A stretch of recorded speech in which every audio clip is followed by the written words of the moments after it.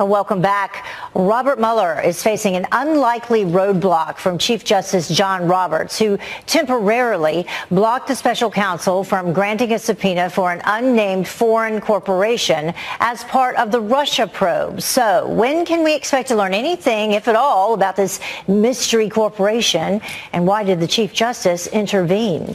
Helping us to shed some light on this very complicated development is senior legal fellow at the Heritage Foundation, Hans von Spakovsky. Thank you very much for joining us this morning. Good morning, Heather. So tell us, what do we know, if anything, about this foreign company, and what do you think it has to do with the Mueller probe? Well, it's a grand jury subpoena of a foreign corporation that is owned by a foreign government. Now, the corporation's not identified, neither is the government, and we don't know what information is being sought.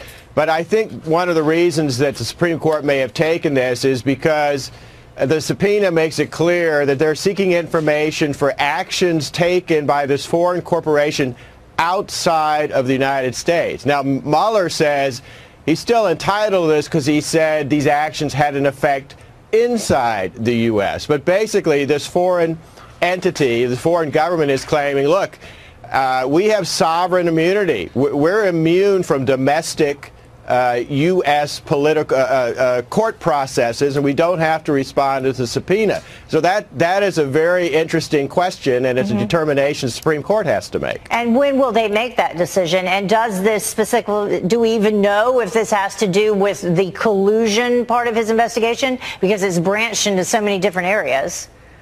Yeah, we don't know if it has anything to do with the collusion investigation because, as you know, many of the indictments that Mueller has come out with have had nothing to do with the Russia collusion investigation. We should probably hear something soon. The Chief Justice asked the parties to brief him by the end of December. So now the court has it, and they have to make a determination. But look, even if they issue a decision, we still may not get any information about which foreign government this was, who the corporation was, or what information they're seeking. The court just may say, yes, they're entitled to the information, or no, the grand jury is not entitled to the information. And even if they say yes, the information may never be released to us. No, that's exactly right. Not unless at some point in the future there are criminal indictments that result from this investigation. So do you think this was part of the whole, I know that legally if someone is being wiretapped, if there's conversations back and forth, maybe that's how they discovered about this foreign company? Well, it could be, but again, the key thing we know from these secret filings is that these actions occurred outside of the United States. Okay. So we really don't know what's going on here and whether it has anything to do with the actual collusion investigation. So even if there were conversations that were recorded with someone who is here currently in the U.S., that would not allow for necessarily them to be able to be subpoenaed? Potentially not, but again, that's the question that the Supreme Court has to decide. Are these actions tied enough to the United States domestically to make this subpoena valid? Okay, got it. Well, it's very interesting, and a lot of people keeping their eye on it, and possibly a decision as early as this afternoon? There's no telling how quickly the Supreme Court will act on this. Okay. Hans, thank you so much for joining us. We appreciate it. Sure thing, anytime. Have a good day. President Trump's attorney, Rudy Giuliani, calling for the investigator to be investigated. He wants to know if Special Counsel Robert Mueller helped destroy evidence. This after the Justice Department's Inspector General turned up thousands of missing text messages between former FBI employees Lisa Page and Peter Strzok. Many are still missing. The IG says it was all due to a technical error. To former Whitewater independent counsel Ken Starr, he is author of Contempt, a memoir of the Clinton investigation. And there are some extraordinary overlaps, Ken, between your investigation and what we're seeing now with Mr. Mueller. And a fascinating subject about how you got President Clinton to testify before the grand jury. Of course, it was a telecommunication. It wasn't, he didn't actually go to the grand jury. They didn't actually go to the White House, but it was direct, and you got it done. So you got President Clinton to testify. I'm wondering, if you had Mr. Mueller's job right now, do you think you could get President Trump to testify? It really depends, David, because we had a compelling interest in getting the president's testimony. It's not at all clear that Bob Mueller needs the president's testimony. In fact, from all that appears, he was happy with the written responses that were turned in several weeks ago, just before Thanksgiving. There seems to be a little bit further skirmishing and so forth, but the respect for the presidency requires, I believe, just as a matter of comity among the branches and within the executive branch, for Bob Mueller to be able to say, ultimately to a judge, I have to have his testimony, as opposed to the written responses that I have. I think it's going to be a sort of a high burden for Bob Mueller to have to surmount if he goes there, and we don't know that he is going to go there. Now, we don't know, of course, what Mr. Mueller has in the form of evidence, but from what you've seen, is there enough evidence to justify an interview? Not from what I've seen, no, because let's recall that from that appointment now a year and a half ago, the charge was there collusion? And in the public record, David, we've seen no evidence whatsoever of collusion. We've seen lots of evidence, I think overwhelming evidence, of Russian interference. And those Russians should be called to task. In fact, a number have been indicted. So let's let that process run. We'll see whether we can get jurisdiction over them and so forth. I think they're going to end up being fugitives from justice.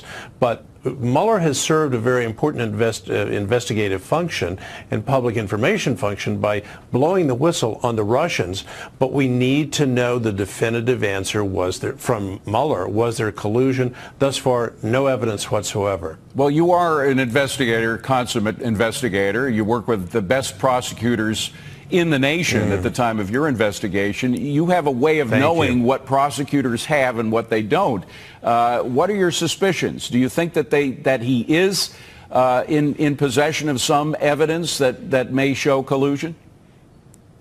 It's possible. Anything is possible, David, but I doubt it. You're giving me a lot of credit, but I am behind the veil of ignorance and not having what Mueller has in his hands. But I think we would have heard something, especially with the going forward with General Flynn and the number of steps that Bob Mueller has taken that suggest that the investigation is coming toward the end. I seriously doubt it. I doubt that there's going to be a January or February surprise, but it remains to be seen. Well, right now, as I mentioned at the top of my introduction to you, there are calls to investigate the investigator. And coming from Rudy Giuliani, it's not surprising, coming from the president's lawyer. But there is an interesting case to be made that evidence between Lisa Page, who worked at the FBI. By the way, we showed a picture of Carter Page. That was incorrect. Forgive us for doing that. But there's Lisa Page. She worked with Peter Strzok. In fact, they had a personal relationship. Peter Strzok, of course, was dismissed after some misdoings on his part. But their messages between each other showing extraordinary bias against President Trump, some of that information was destroyed. Should somebody be held to account for that? Absolutely. You cannot have this. Destruction of evidence is a classic form of obstruction of justice. And so we need to know the answers. I'm not sure that this means we need any sort of special apparatus. I have great trust that the Inspector General, the Office of Professional Responsibility within the Justice Department will do the job and will do it credibly. But absolutely, when this kind of allegation is made, we need to get to the bottom of it. The IG, by the way, did say it was a clerical error, so we'll wait and see whether there should be more investigation. I want to switch again to sort of a correlation between what you were doing and what's happening now. There's a lot of media angst now about President Trump and Rudy Giuliani, his attorney, attacking the special counsel. But you had the same kind of animosity directed towards you from President Clinton. In fact, in your book, Contempt, you mentioned one case where you were directly threatened by the president's lawyer. Explain. Oh, yeah, exactly. Before the interview and the appearance before the grand jury, President Clinton's lawyer said, if you ask essentially embarrassing questions, I will take you to the knife. Now, I took David Kendall's comment to be entirely metaphorical. I know David, he's an honorable guy. But the point is, this is rough sport, and the stakes are extremely high. And yes, our investigation, yours truly personally, constantly attacked, vilified, and the like. It's just in the nature of it. I wish it weren't so, but it was true during the Clinton years. Here's, I think, though, a very key difference. Even though President Trump tweets, I wish he wouldn't tweet to the extent that he does and saying the things that he says, but that's his business. He's the president. But on the other hand, his team has been cooperating with the special counsel. So some nasty things being said, but the right things being done. That was not true during the Clinton investigation when we had to fight tenaciously to get basic information. And by the way, constant invocations of executive privilege. And I think we're going to hear a lot about that come the new year. All right. Well, speaking of the new year, some people wonder if this investigation will even be over by the end of 2019. Your investigation went on for a long time. You were criticized for spending money. Democrats expressed their ire about that. But has this investigation gone on too long? I don't think that we know whether it has or hasn't. We know that it's been very productive. I mean, even with all the name calling, look at the indictments and the guilty pleas and so forth. I will bet you a nickel that Bob Mueller has his eye on the calendar because he was appointed in May of 2017.